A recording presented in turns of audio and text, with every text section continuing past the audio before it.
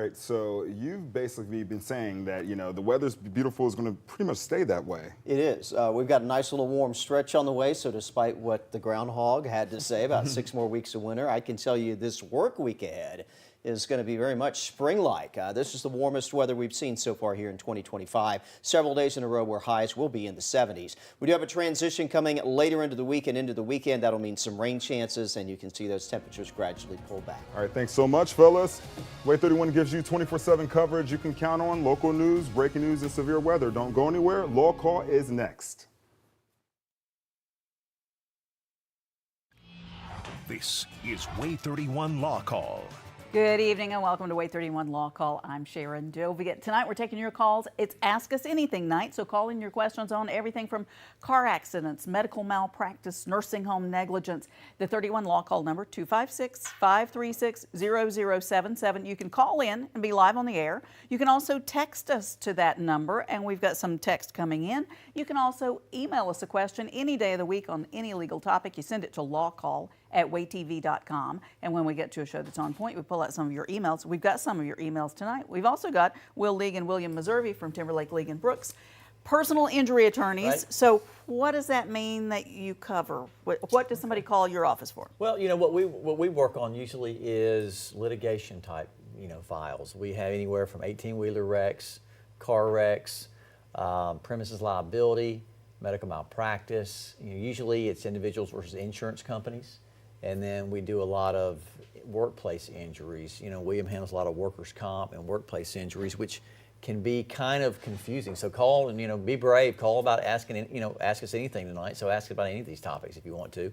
And William, with regard to the workers' comp, it's difficult to find a doctor. It's a difficult process, and it's been going on for a long time. What's the deal? Yeah, it's a long story, as we say, but in large regards, Alabama's workers' compensation laws haven't been updated since the late 70s. And it's a statutory scheme. So unlike the other types of cases that we handle where we're following common law, which is precedent set by judges, we're following statutory law.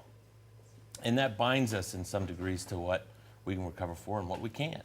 But if you're injured in the line and scope of your duties, you're entitled to certain basic benefits to include medical treatment, temporary total disability, which is typically about 2/3 your average weekly wage. And then, if it's a permanent injury, you're entitled to some sum of money for permanent partial impairment or permanent total disability.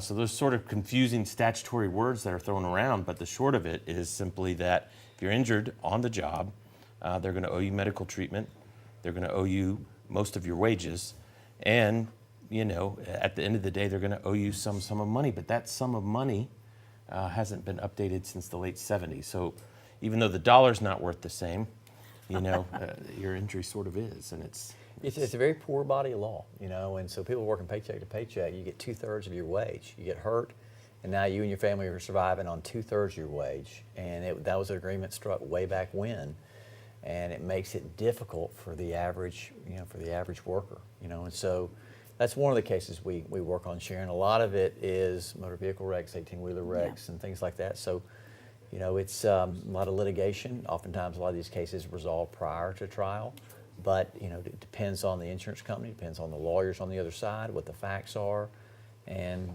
sometimes you try those cases, sometimes they resolve. We like to pull a piece of video and show you every week so that you make the law call. You take a look at something and what do you think the outcome would be? So in this case, we've got a vehicle on the interstate and they're going to be surprised by something coming down the road at them. If an object comes out of nowhere, I don't know if it looks like a big old tire probably off a big old vehicle, but right.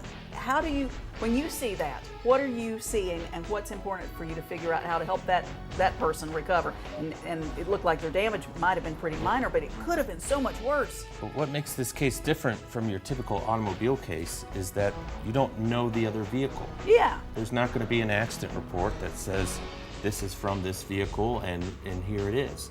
So this is what we often call a phantom motorist case in Alabama. And there's an Alabama Supreme Court case on point that says if you can make the inference that the item in the road came from a motor vehicle, then you can make an uninsured, underinsured motorist claim against your own full coverage if you have full coverage. Okay. If you don't have full coverage, you're going to be out of luck in a case like that. You know, and oddly enough, I've had that case before, you know. Like this? A few times where a car, you know, wheel falls off, you know, sadly my client was blinded. Oh, gee. And came through the windshield. We're able to track down, and the question in those cases are, you know, can you find the other driver if that was an 18-wheeler. In the case that I worked on, you know, the car, you know, lost a wheel, but we were able to track it down to the repair shop that repaired that vehicle the day before, who did so negligently, didn't tighten down the lug nuts, and so we're able to make a claim against the other driver. But mostly it was the repair shop. That was the at-fault party. You know, is it reasonable for a driver to go behind the repair shop and check the lug nuts? You know, maybe, but who does that? Who would do that? Right. And so in the 18-wheeler world, you know, they have to have a pre-trip inspection. So let's kind of take that down a little bit. 18-wheelers are different from most other. They are. And so, you know, you got the president, and then underneath the president is the Secretary of Transportation, who oversees Department of Transportation. You know, been in the news, NTSB, who investigates air crashes. Well, the Federal Motor Carrier Safety Administration concentrates on heavy trucks. And the reason that is they're dangerous. They're heavy, a lot of death, a lot of destruction when those things go awry. And so under the regulations, there has to be a pre-trip inspection, unlike just your regular motor vehicle, to check all those things and make sure that vehicle is safe to put on the roadway. Okay. And so if it comes from an 18-wheeler, oftentimes you're going to find out who it is. If they flee the scene, you know, the police do a great job of tracking folks down, cameras these days. But again, the 18-wheeler company is responsible for the injuries and damage it causes, because again, they have a higher level of a pre-trip inspection than you or I do before we came to the station tonight. Okay. And so you'll go, and under the Federal Motor Carrier Safety Administration regulations, it calls for that pre-trip inspection to make sure everything is operable. You know, you got the blinkers, the brake lights, you know, everything. What about the air brakes? All those systems. Tires, things like that? Exactly. Make sure they're calibrated properly. And when William and I get in a case, we send out discovery to make sure they followed all the procedures, because oftentimes we find that these can be avoided. And if they fail to do the pre-trip inspection, you know, it's their vehicle. They're supposed to maintain it in a safe manner. And if wheel comes flying down the road, thankfully that looks like it's just property damage, but you never know. Yeah. It's surprising how often we find there is no pre-trip inspection or no documentation of a pre-trip Even though they're supposed to do it every single time. Right. You don't see, you know, with the tech these days, we'd catch them doing two sets of books. I mean, you got a driver there's hours of service requirements. You got a driver who's supposed to rest 10 hours in between each shift, and they're driving 20 out of 24 hours. You know they're not doing right. Yeah. And you know, you and your family going somewhere. We've had death cases, horrible injury cases, from the lack of following the DOT, the department's regulations. And so, it's a very regulatory climate with those 18-wheeler, you know, companies, and it should be, because of just the massive volume that's coming down the road. And you know, it causes issues, but again, you know, we handle those quite a bit, and there's ways to get in to find what they did, what they didn't do, and normally it comes down to an oversight or violation of the rules. Okay. We've got an insurance-related question from Gloria and Ariel. So Gloria and Ariel work together. They both got cars. They both got insurance. If Gloria borrows Ariel's car for a trip while her car is in the shop, if there's an accident, whose insurance covers it? So, like if you and I were sharing vehicles, if I have an accident in your car, whose insurance covers that?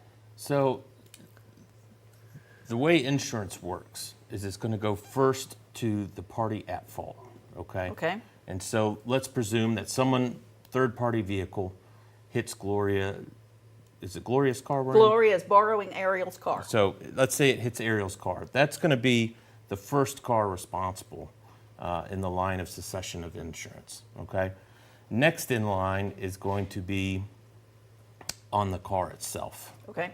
Last in line will be the driver or any passengers that may be in the car. Now that's assuming the third party is at fault. Okay. If Ariel is at fault, Okay. then Gloria's insurance can be responsible, assuming that Gloria gave permission to Ariel to use the vehicle. Gotcha. Okay.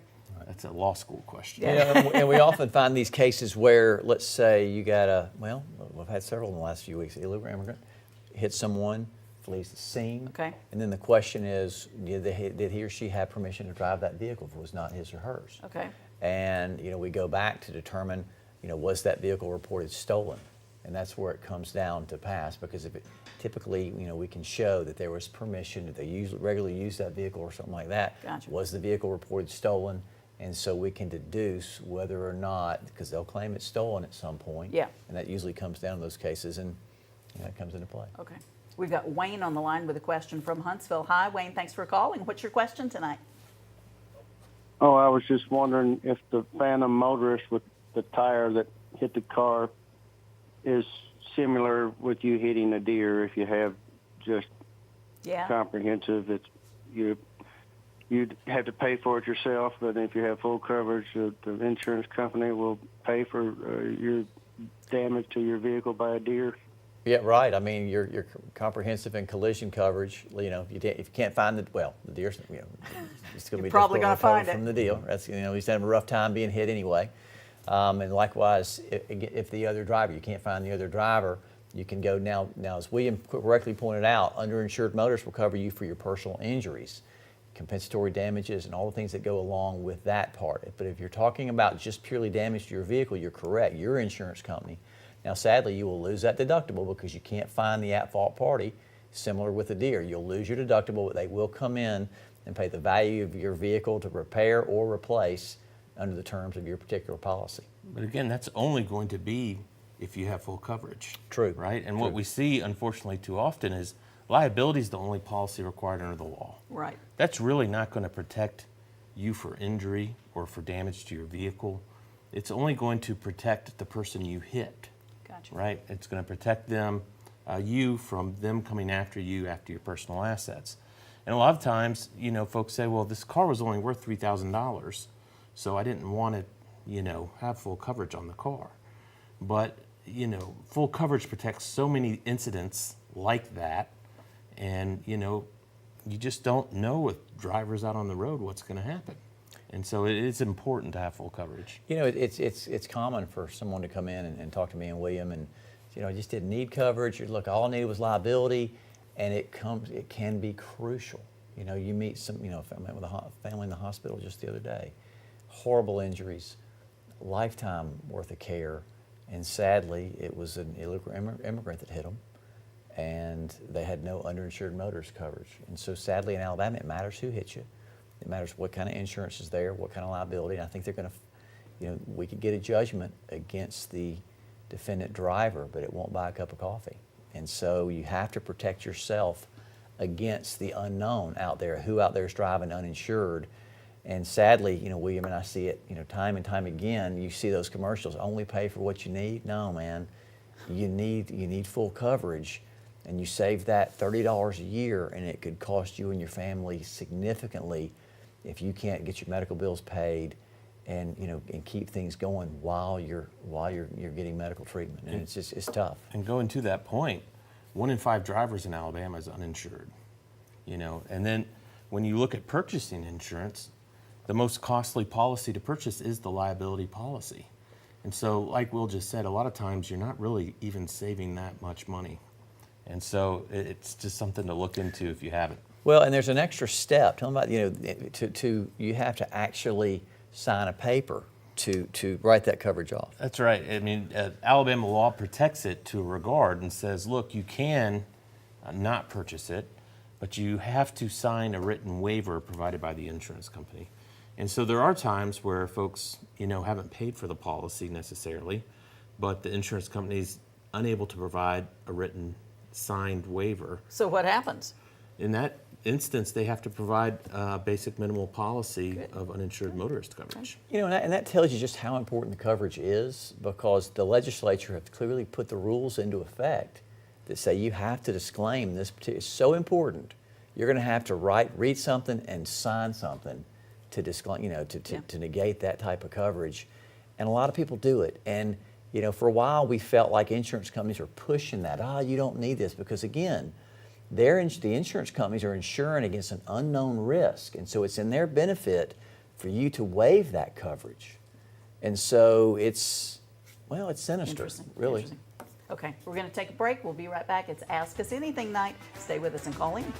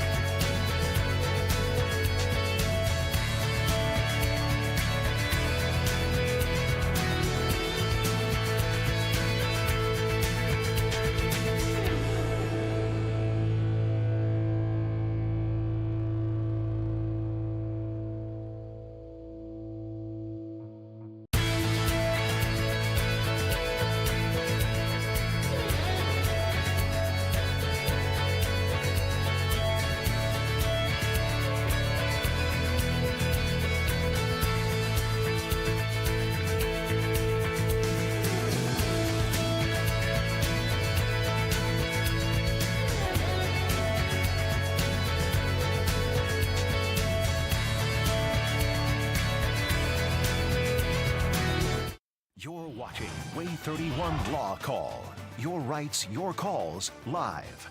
Presented by the Tennessee Valley's award-winning personal injury and wrongful death law firm, Timberlake, League & Brooks. Featuring the knowledge and experience of Attorney Michael Timberlake, Attorney Will League, Attorney Heath Brooks, Attorney William Messervy. And hosted by broadcaster and family law attorney Sharon Doviet. This is WAAY 31 Law Call. Welcome back. It's Ask Us Anything night. So we're taking your calls and questions on everything from car accidents to child custody things, and we've got questions coming in. You can call in. You can also text in the 536-0077 number. Okay, this text coming in. What happens if your homeowner's insurance company sends workers to your home and they make repairs, but 3 years later it turns out the work was faulty? Is the insurance company liable? What do we do with that? Well, go ahead. I think it's going to boil down to whether or not there was a warranty in place between the third-party contractor and the homeowner. Okay. So typically the insurance is going to pay to repair, right? They're going to pay that contractor to come out. But typically it's you who is going to hire that contractor, right? If they're going to be paid by the insurance company. And it will come down to whether or not there was a warranty. Now, if it wasn't built to code or something along those lines and you could prove it, then you may have something there as well. Interesting. You know, you get 6 years on, it's a contract claim, so 6 years to make that claim. And what's weird is the insurance companies don't cover work performed in an unworkmanlike manner. And so it would be on the builder. So it's really important to make sure that you've got a reputable company, they're bonded and insured. It doesn't seem like a big deal, but when things go south, just like in this case, you know, just like William said, if there's no warranty, the insurance company's not liable unless they failed to vet them in some way or there was some type of contract between the insurance company, but typically the contract's between you and the one who performed the work. Okay, got another text question. How do I get an insurance company to address diminished value on my car due to an accident? They are avoiding me. Insurance companies like to do that, don't they? Gap insurance. Well, so diminished value, you know, when you're involved in a wreck, the property damage, if your car's repairable, all right, they're going to owe you repairs to your vehicle. They're going to owe you loss of use of your vehicle, and that's typically 2-3 weeks of rental car. And then they may owe you diminished value. So that would be, I was driving a 2025 Ford Mustang, and now I'm driving a once wrecked 2025 Ford Yeah. Mustang, and they're not worth the same. But if you're driving a 2006 Camry and, you know, it gets wrecked and you're still driving a 2006 Camry, you may not have a diminished value claim. It's probably going to be worth the same as it was before. So proving it can be difficult. And of note is that you only can make a diminished value claim in Alabama against a third party. So you cannot make it against your own insurance company in Alabama, which is interesting. So, you know, in those situations, typically an evaluation is going to be done. It creates some sort of a range. You can pay for them yourselves, but they're expensive. So you'd need a pretty significant diminished value claim. It'd need to be an expensive automobile. Okay. We've got Gail on the line with a question from Hartselle. Hi, Gail. Thanks for calling. What's your question tonight? Yes, hey. Hey. I don't hear you very good. I don't know why, but I don't hear you very good. Okay. Anyways, I lived in this apartment, and when I moved there, it was for seniors 55 and over, and it was based on our income, and it was reasonable, and it was very good for all the seniors that lived there. And anyways, this person bought them out, and when they bought them out, this man did. He just went crazy, money crazy. He raised the rent so high that we had to move. I moved right before Thanksgiving. We couldn't afford. He wants $1,000. He don't keep it up. He don't. All he does is keep the yard mowed. But other than that, it's run down. And and then what my question is, now when I moved out right before Thanksgiving. Now they want me to pay a month's rent. I did break my contract. Okay. Because I had to. I couldn't afford to stay being there. Right. And but now they're wanting us, everybody, to pay that 1 month's rent, almost $900. So, Gail, did you have a lease and they're trying to jack up your rent payment in the middle of the lease, or was this in transition that your lease ran out and they're jacking it up then? Yeah. At the end. Okay. Yeah, you know, I mean, at the end of the lease, they can raise the rates, you know, because again, they're not bound contractually. About 10 years ago, Alabama came out with some landlord liability laws that gets a little more balance with the tenants and, you know, the landowners. But again, they can raise, as long as it's not during the term of the lease, they can raise it. Now, the question I've got is if it was set aside for seniors, if there's some sort of federal government or state program, then what's the parameters of that? So if you've got any type of section housing, oftentimes the government pays a portion of the rent, depending on what program that you're under. So if it's some sort of fixed rent scenario and that owner is outside of those bounds, that may give you a little more foothold to challenge laws like that. It sounds like you said it was at the end of your lease, and if it's the end of your lease, you shouldn't have to pay any penalty for leaving. You know, if your lease is up, typically it would go automatically month to month and give you the ability to move out any month unless you sign a new lease for a longer period of time. And so it doesn't sound like you should have to pay that if it's at the end of your lease because you haven't broken anything. And we often see that, and particularly with the security deposit. And so they'll say, well, this is wrong or this is wrong, and so we're going to hold your security deposit. Yeah. But as Will was saying, the Alabama Landlord-Tenant Act sets specific parameters for when they can and cannot hold your security deposit, and it does induce some penalties for wrongfully holding on to it, I believe up to 3 times the security deposit amount. Good. We've got Janet on the line with a question from Huntsville. Hi, Janet. What's your question tonight? Yes, my question is, I have a question about homeowners insurance. We had water damage to our home, and the insurance company sent out workers to our home, and it created mold damage throughout our home because it wasn't mitigated properly. So my question is the insurance company liable for damages? You know, they send somebody out again. The contract. They're telling us we get 30 seconds. So let me be quick, Janet. The insurance company sends them out. The contract between you and the person who fixed your home. If you paid them, and so there could be a breach of contract claim. The insurance company wouldn't be liable unless they failed to vet that person, or the contract was between the insurance company and the worker, or whoever did the faulty repairs. Okay, we're going to take a break. Be right back answering more of your questions. Stay with us.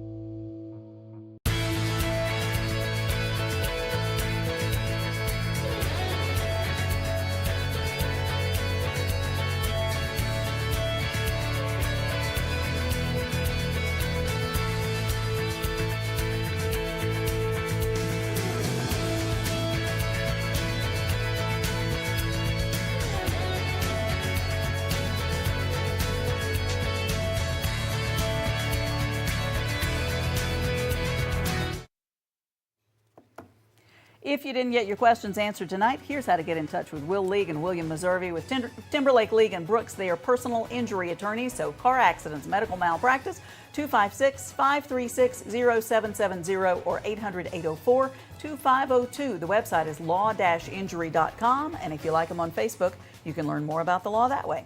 And our very own Sharon Doviet, child custody, divorce, all those family type law issues, 539-7337, SharonFamilyLaw.com.